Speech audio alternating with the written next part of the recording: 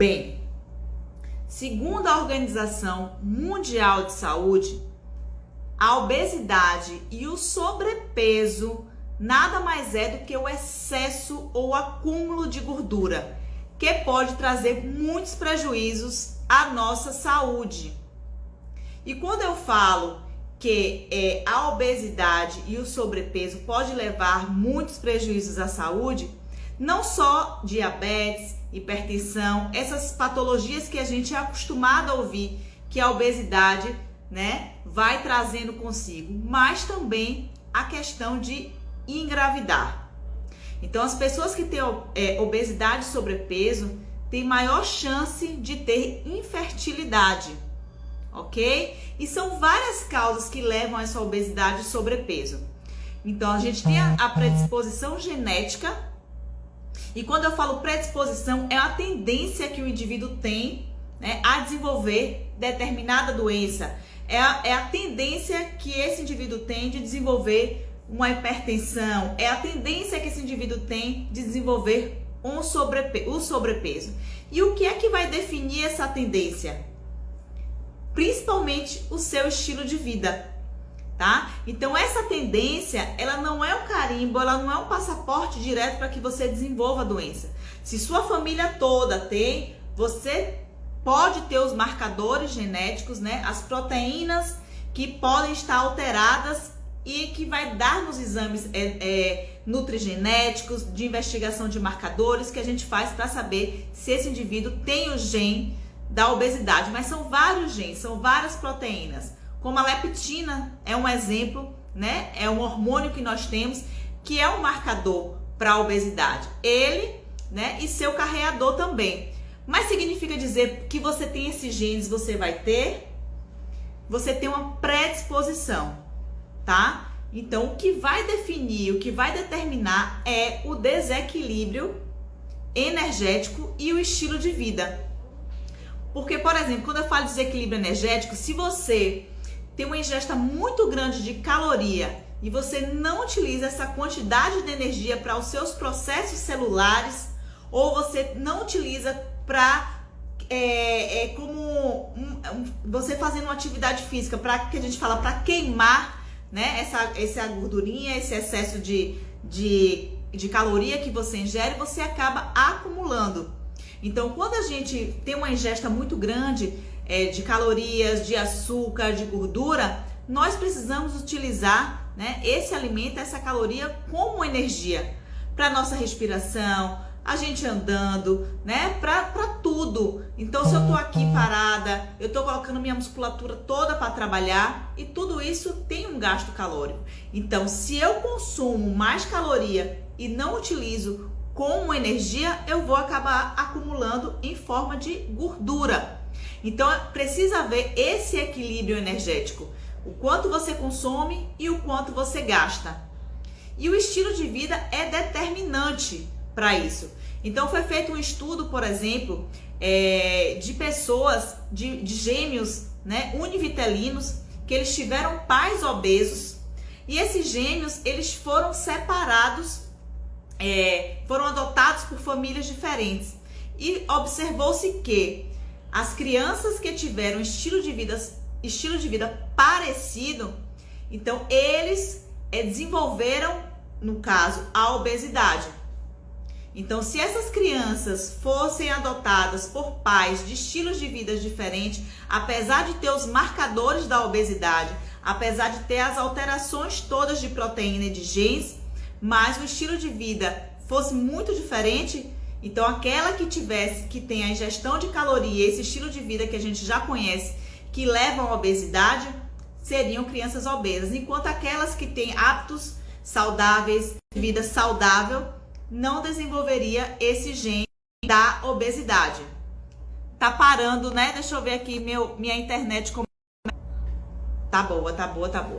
Então vamos lá. Gente, eu tô aqui no YouTube, eu tô aqui no Instagram, mas eu tô olhando para aqui porque eu tô também no YouTube, tá? E aí a câmera é outra, então fica aqui e aqui. Então, para vocês verem que tem uma predisposição genética, mas ela não é um fator determinante para que você seja obeso ou não, para que você tenha uma diabetes ou não, tá? Então, por isso que é tão importante o nosso estilo de vida, os nossos hábitos alimentares. Então, se você tem pais diabéticos, você tem 70 a 85% de chance de ser diabético também. Enquanto que se você tiver apenas um pai, né, ou uma mãe diabético, essa estatística cai para metade. E se você não tem na sua família ninguém diabético, você tem 10% de chance de desenvolver diabetes. E o que vai determinar é como você se comporta, né, diante de um alimento, como você se comporta diante de uma atividade física, no gerenciamento das suas emoções, se você coloca tudo descontando da comida, se você dorme bem. Então, todos esses fatores que a gente sabe, né, que envolvem, que circulam a desenvolver a obesidade. Então, essa estatística é alta? É. Mas não só pela questão genética, mas entenda, se você tem na sua família, né, pessoas que têm hábitos alimentares ruins, você vai levar essa bagagem para a sua vida. Então, lá em casa, todo dia é integral, o feijão é sem carne, né? Então, meus filhos vão levar esse estilo de vida, vão levar esses hábitos de vida para as futuras gerações, né? Quando casar, e assim vai se perpetuar. Então, se você tem um hábito de comer biscoito, dar biscoito para o seu filho, ele vai desenvolver obesidade e vai levar isso para futuras gerações, ok? Então, tem o fator genético, sim, mas o estilo de vida é primordial. Deixa eu passar aqui.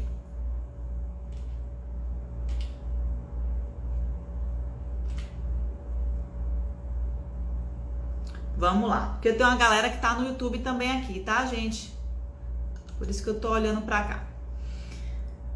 Segundo a Organização Mundial de Saúde, como eu falei, não só a diabetes pode levar a dislipidemias, pode levar a hipertensão, mas pode levar também a infertilidade. E segundo a Organização Mundial de Saúde, 8 a 15% dos casais apresentam algum problema de infertilidade.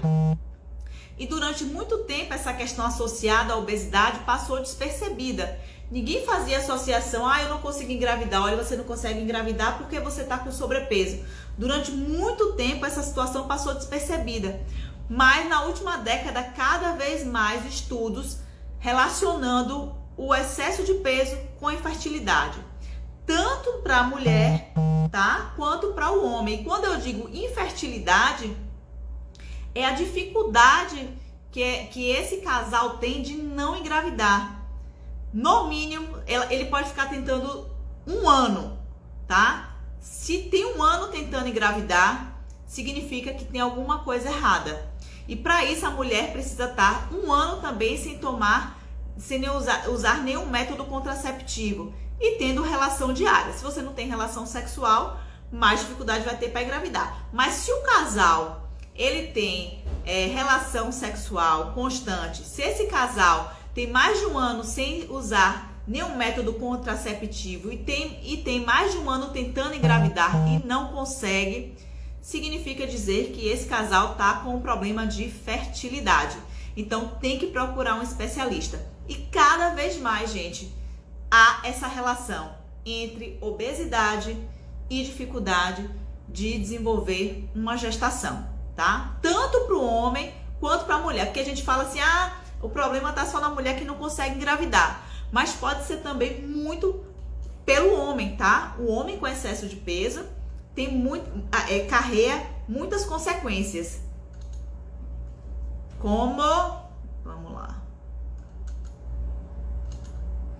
Então, no homem, para vocês terem noção, o homem que tem a obesidade e que tem um sobrepeso, ele tem tanto alterações hormonais, tá? Esse homem com sobrepeso, ele diminui a produção de testosterona dele e aumenta a produção de um hormônio chamado estradiol, que é um derivado do estrógeno, do estrogênio, que é um hormônio produzido pelos nossos ovários desde a adolescência até a menopausa, tanto produzido pelos ovários, como produzido por glândulas mamárias, pela glândula adrenal e também pelo tecido adiposo.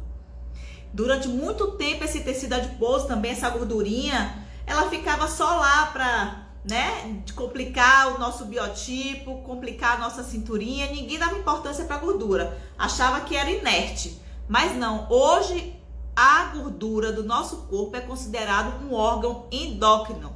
Então a nossa gordura é um órgão endócrino. O que é que significa dizer?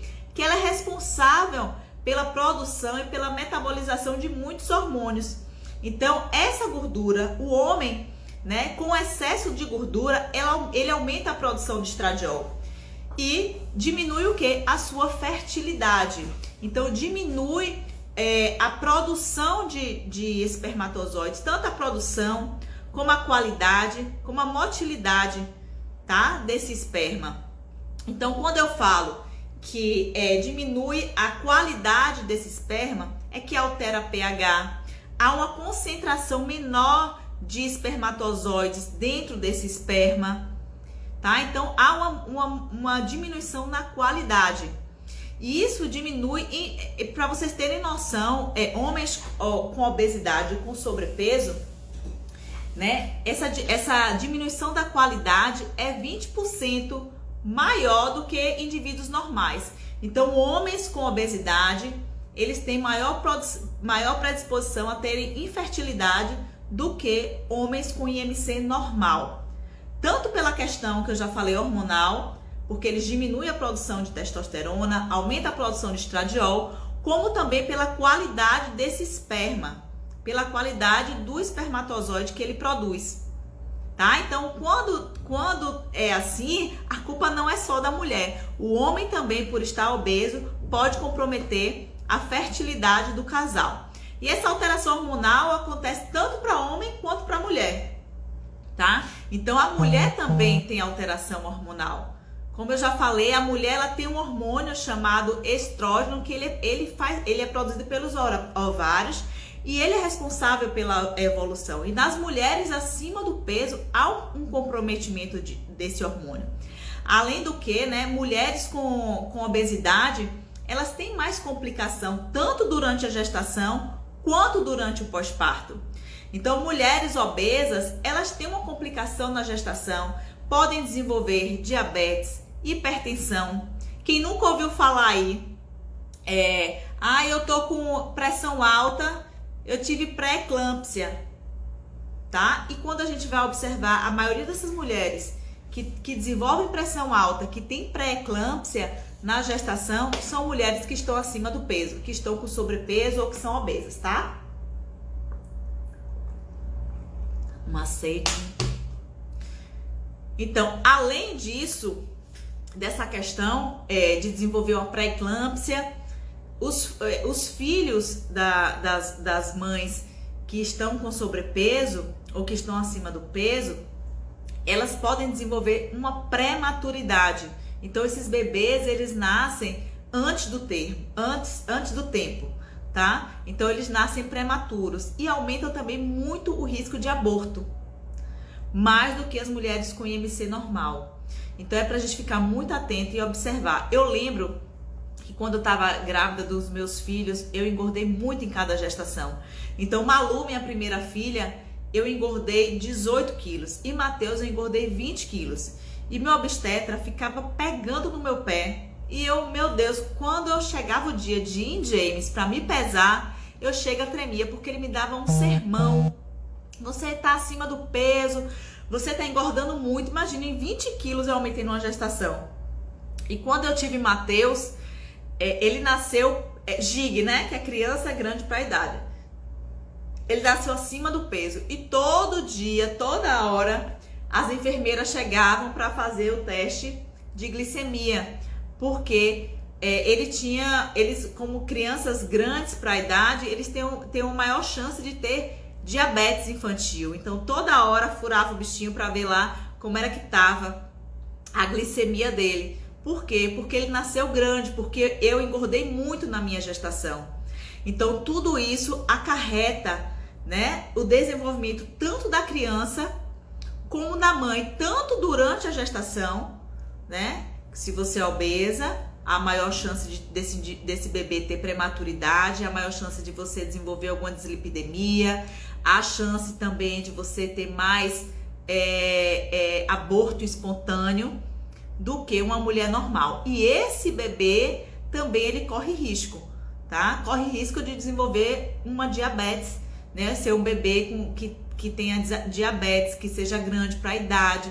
Então, a gente tem que ficar atenta, porque quando a gente está gerando um ser que só depende do que a gente come, só depende do nosso estilo de vida, só depende dos nossos hábitos alimentares, é uma responsabilidade muito grande. Então, quando a gente está lá gestante, eu como por 2, eu posso comer tudo, como eu fiz na minha gestação, que eu engordei 20 quilos. Mas a gente paga um preço alto depois, tá? Tanto pro bebê, quanto para você recuperar esse peso. Porque a grande maioria das mulheres, após engravidar, elas voltarem rapidamente seu peso. Então, sempre quando eu faço avaliação nas pacientes aqui, e eu pergunto assim, o que é que você acha que... Olha, eu digo que 60% falam. Depois da minha gestação, Pri, eu não consegui voltar ao meu peso normal. Antes da minha gestação eu era magra, mas depois das minhas gestações eu não consegui voltar ao meu peso normal. E isso é um fator, né, que complica. Então, além dessa questão hormonal da mulher, né, pela alteração da sua produção de estrógeno, né, pelo comprometimento no seu processo de evolução, há também toda uma questão. Se você está acima do peso, você tem mais ácido graxo no seu corpo e, consequentemente, você leva esse corpo a uma inflamação.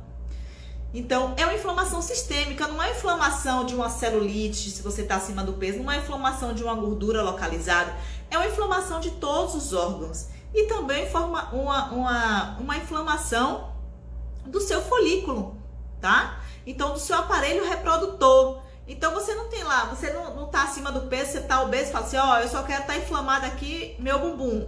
Eu só quero estar inflamada aqui, tá, o meu braço. Não, todos os seus órgãos estão inflamados. É uma inflamação sistêmica crônica. E se você é uma inflamação sistêmica crônica, você tem no seu organismo marcadores de inflamação, tá? Como citocina, como proteína C reativa, então inúmeros outros marcadores inflamatórios. E essa inflamação vai levar também para o seu corpo, ok? Deixa eu ver aqui. Minha depois tá para 29 meses que vem, como é? Mas tô com muita dores à noite e tive uma perda de... Não continuou, Lu.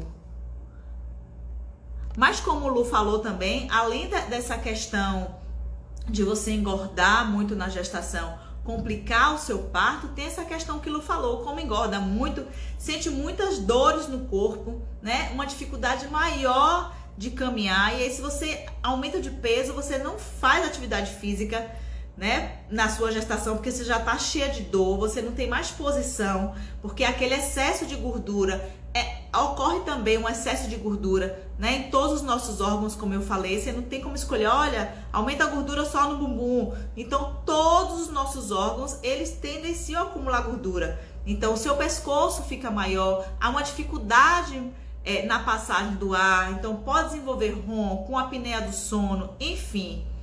São inúmeras complicações que existem de mulheres obesas e com sobrepeso quando engravidam ou que têm uma maior dificuldade para engravidar, ok? Então tem essa alteração, deixa eu olhar aqui pro povo do YouTube aqui, tá? Então, além dessas complicações obstétricas, né, pós-parto, tem inúmeras outras complicações, tá? Deixa eu passar aqui. Olha, é difícil, viu, gente? Fazer no YouTube, fazer aqui no Instagram. Vou te contar. Mas vamos lá. Então, se há um desequilíbrio também no eixo, né, hipotálamo, hipófise ovariana. Então, se você está acima do peso, a mulher que está acima do peso tem essa alteração nesse eixo que a gente tem, tá? Hipotálamo, hipófise, ovário. Isso é uma alteração muito comum em mulheres que têm síndrome do ovário policístico.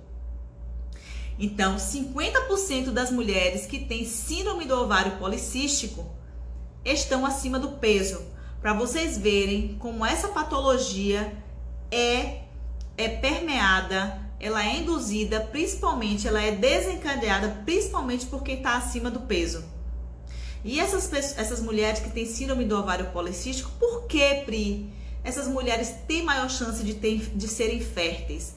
Porque elas produzem muito hormônio andrógeno, como a testosterona. Então, se você observar a característica de uma mulher de ovário policístico, ela tem muito pelo, ela tem muita acne, né? E ela tá acima do peso.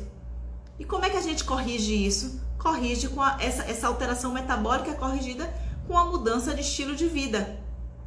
Então, as mulheres que têm síndrome do ovário policístico, elas produzem muita quantidade de testosterona.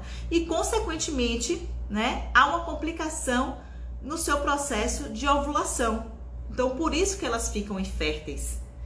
Então, não é brincadeira, excesso de peso não é só por questão estética, não é emagrecer só por questão estética. Inclusive, o ano passado, eu fiz uma avaliação numa paciente, eu tenho 2 casos, né, para contar. Primeiro, de uma avaliação da paciente, que ela em plena pandemia, ela falou: Pri, eu preciso fazer o 5S, eu preciso emagrecer, porque minha médica falou que se eu não emagrecer, ela não vai fazer a fertilização em mim.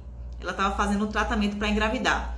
Então, eu preciso emagrecer. Se eu não emagrecer, ela nem faz o teste em mim, ela nem faz a meu neném, mas agora está tentando de novo. Então, se ela tivesse com obesidade, seria muito mais complicado. Então, alguns médicos, se a pessoa estiver acima do peso, eles nem começam o tratamento, porque a chance de dar errado é bem maior. E aí, como é que tá? Tá mantendo o peso? E aí, outra paciente minha, Karen, falou assim: Pri, eu não tô mantendo o peso não, eu engordei. Aí eu fiquei chega tensa, né? Ela falou: olha, Pri, depois do 5S, ela tinha muitos cistos, muitos pólipos, Ela falou: depois do 5S, os meus cistos se acomodaram e eu engravidei. Assim, ela terminou o 5S, ela emagreceu 12 quilos, cá. Acho que 2 meses depois, ela já engravidou. Então, para vocês verem como a obesidade, né, dificulta o seu sonho, dificulta a sua fertilidade. Então, assim, gente, é um ciclo, tá? Se você tem síndrome do ovário policístico, você tem maior chance de desenvolver a obesidade por causa dessas alterações hormonais. E se você tem obesidade, você tem maior chance de ter síndrome do ovário policístico. Porque a gordura, gente, como eu falei, ela é um órgão, né? Então, ela é um órgão metabólico. Então, se você tem mais gordura, você produz mais a leptina. E essa leptina, ela aumenta a sensibilidade à insulina. Então, as pessoas que têm síndrome do ovário policístico têm no seu organismo altas dosagens de insulina. E essa insulina, o nosso corpo ele não consegue utilizar essa quantidade de insulina em forma de energia. E acaba acumulando e aumentando esses níveis de insulina. Então, esses níveis, esse hormônio, a insulina, acarreta, enfim, vários outros hormônios. Então, tudo é um conjunto. Então, não existe você tratar uma coisa separada, porque um hormônio vai carreando o outro, né? Um órgão para funcionar bem, outro órgão tem que estar funcionando bem. Então, todos os sistemas, eles têm que estar integrados e têm que estar se comunicando para a manutenção da nossa saúde. Ok? Vocês estão com alguma dúvida? Lu, eu respondi sua dúvida aí, Lu.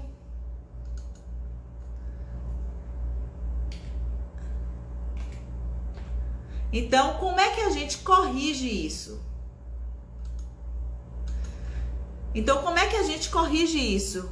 Primeiro, procurando um profissional, tá?